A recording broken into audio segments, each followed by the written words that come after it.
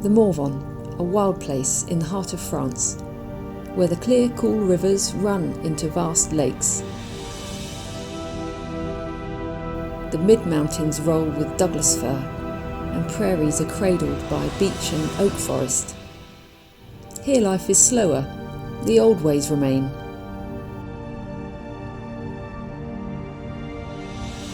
The people and lands resist the pressure of change.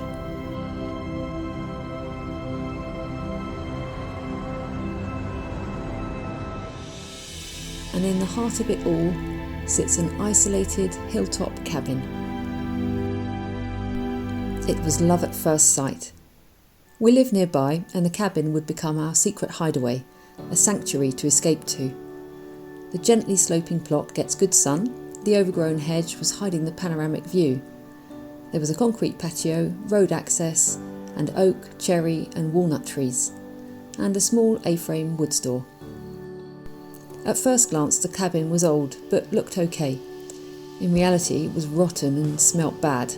A family of Loire, a mix between a squirrel and a mouse, had moved into the walls. The front part of the cabin could be reworked, but the back section was a mouldy old caravan clad in wood and would have to be demolished and rebuilt. I had planned to pay someone to rebuild it, but when the quote arrived it was clear I'd need to do it myself. So the project began with no experience or skills, working alone on a tight budget. I've been coming here daily for a year, building my dream off-grid hideaway. I've had occasional brute force and lots of technical advice from my builder friend Joe. I would have liked to have rebuilt a cabin from scratch, something wider to better enjoy the view, but we're in a protected nature zone, so I've had to stick to the existing 2-room footprint. The incredible wildlife has paid back many times over.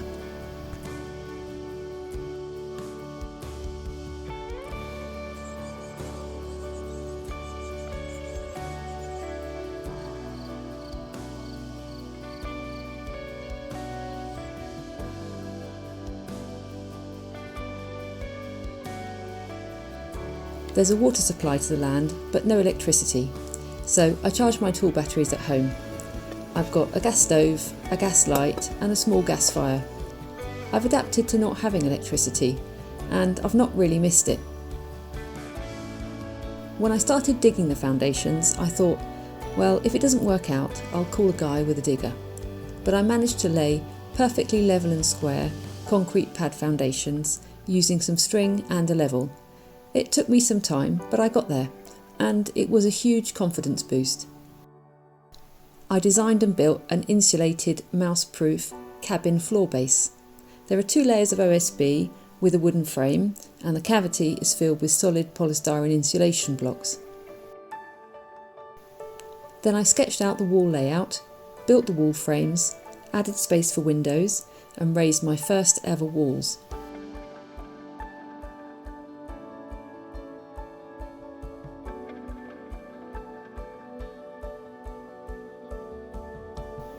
I cleaned up the old outhouse and made a dry toilet.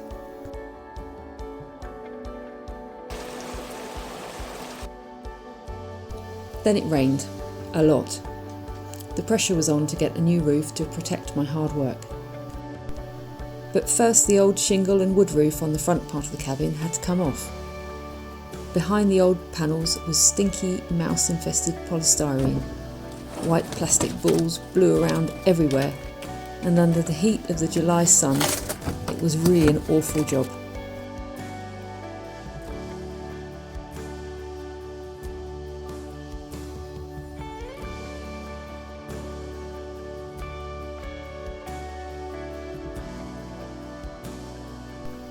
The new roof was made of pre-insulated sandwich roof panels. I extended the roof structure further forward and made a bigger overhang that would shade the windows in the summer and protect the cladding over the winter. This was a truly transformative moment. It was exactly what I'd hoped for, and it started to look really great.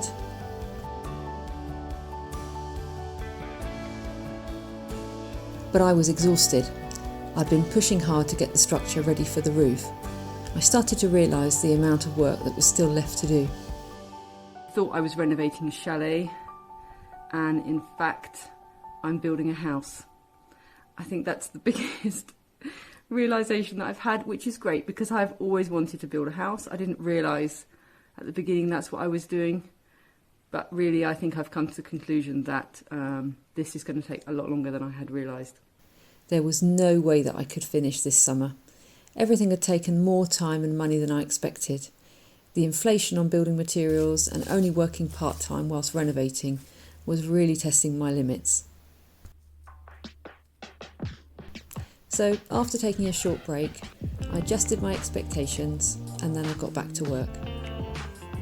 Next to go was the outside cladding. Then I reinforced the walls and made new door and window openings.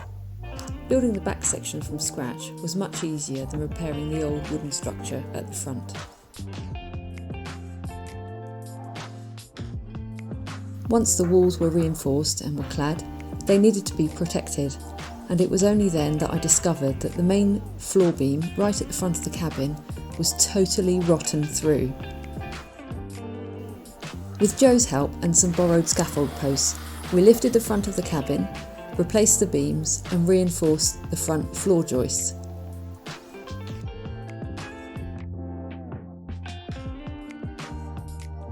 With the cabin structure protected, I could start building the summer kitchen. On the concrete base, we'd put a temporary kitchen tent, so I replaced this with a wooden frame and added a roof.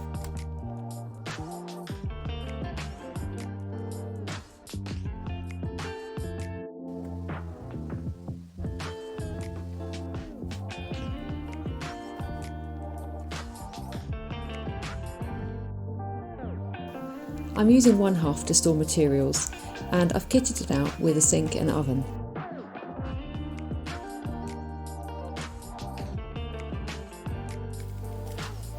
There's a gas camping shower attached to the outside with hot water for showering or for washing up.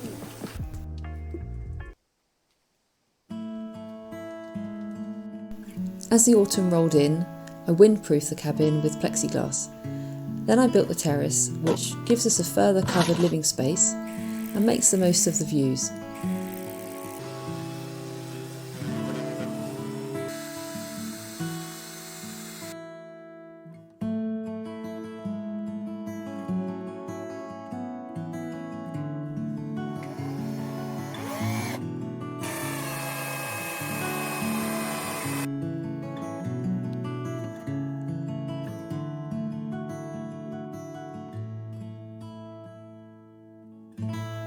Over the winter, I filmed a barn owl that was using one of the new terrace posts as a hunting lookout.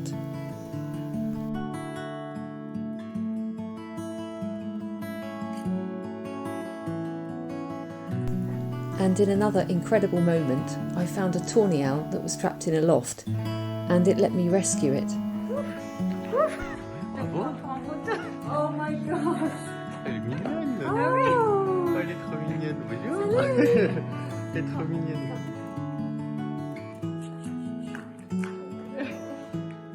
Elle est trop mignonne. Hello, come on then, where are we going to put you? Let's put you in a tree, come on.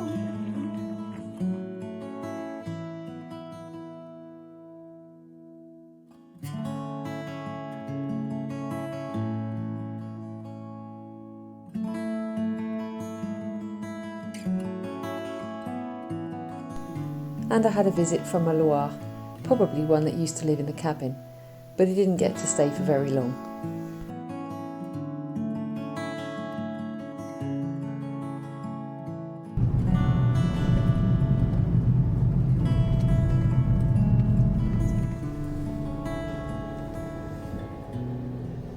Oh, the mushroom. The size of it, it's absolutely huge.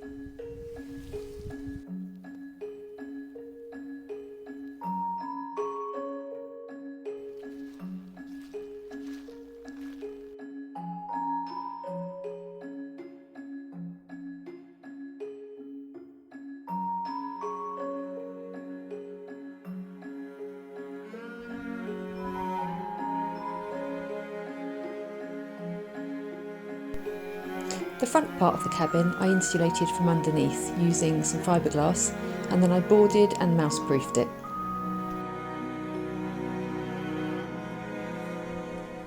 For the interior walls, I used a hemp, wood and linseed insulation.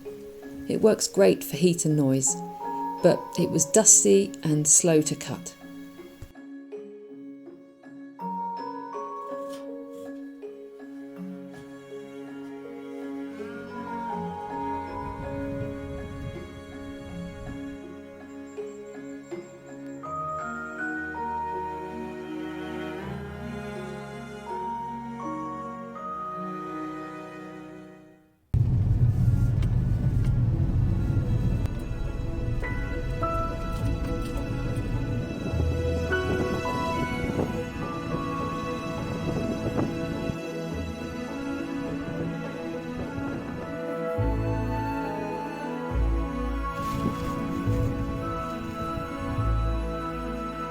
Winter is really cold in the morvan, but with the new insulation and getting some new windows fitted, the low winter sun gently warms the cabin up.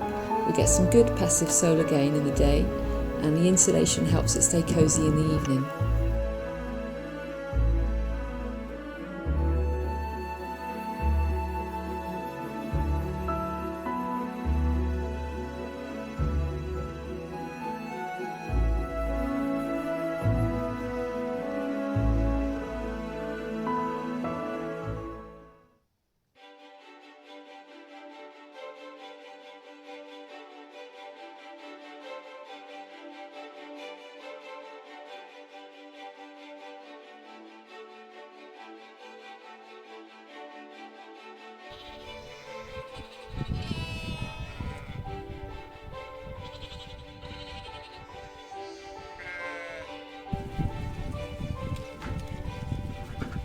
As we pulled out of the winter into the spring, I finally got to plant the 70 oak trees that we had grown from acorns.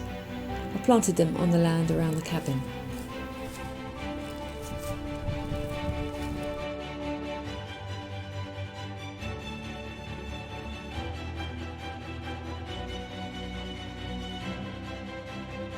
And after a bit of time off building, my friend has helped me kickstart the work again with a few days in the late spring.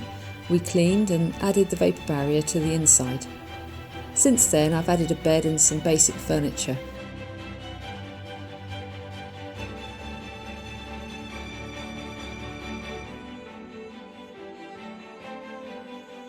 And I'm staying here a lot over the summer whilst I work on the new cladding for the outside and set up a solar panel system. The inside renovation can wait until the autumn. The cabin has taught me a lot, and the total immersion in nature has been transformative and joyful. This tiny hut has given me so much, and I'd love to share it with you. I hope you've enjoyed watching, and maybe you dream of your own little off-grid hideaway. Please subscribe and hit the bell. You'll get regular cabin progress updates mixed with some local French life and stunning scenery here in the Morvan. See you soon at the cabin.